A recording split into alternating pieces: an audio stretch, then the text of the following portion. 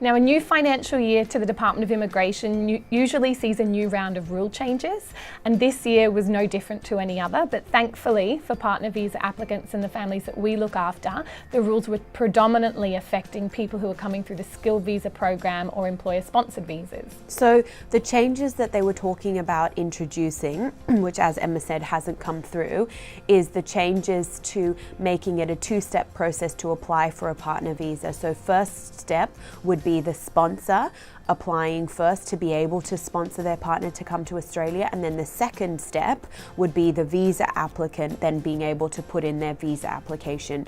Now the reason for this is that Australia is concerned with Australian permanent residents or Australian citizens sponsoring their partner to come to Australia or to live with them in Australia when they have a significant criminal record, because they want to protect the visa applicant. So those changes are not likely to come into effect until next year, but we should still keep our eyes and ears open just in case those changes get passed through the Senate.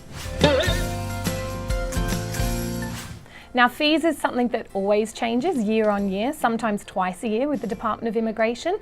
This year, again, there was a fee increase, but thank God it wasn't as significant as previous years. So the partner visa, the main applicant charge has increased by about $150, which brings it up to $7,000 even. And the same has happened with dependent applicants. If you're lodging online and you're using a credit card, an Amex card or a Visa card, then it will be slightly higher than $7,000. Because of the credit card surcharge.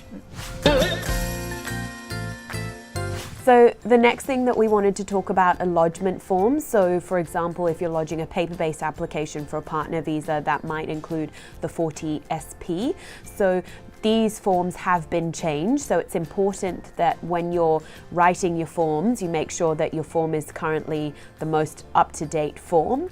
At Freedom Migration, our preference is to lodge online, because then you don't have to make sure that the form is the most accurate current at that time. Lastly, and something that couples are most interested in is the processing times, which means how long is it going to take for immigration to process and make a decision on your application.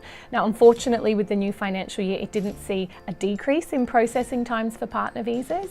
On average, for people who are applying for a partner visa application from inside Australia, you should expect that your application should take about 17 months.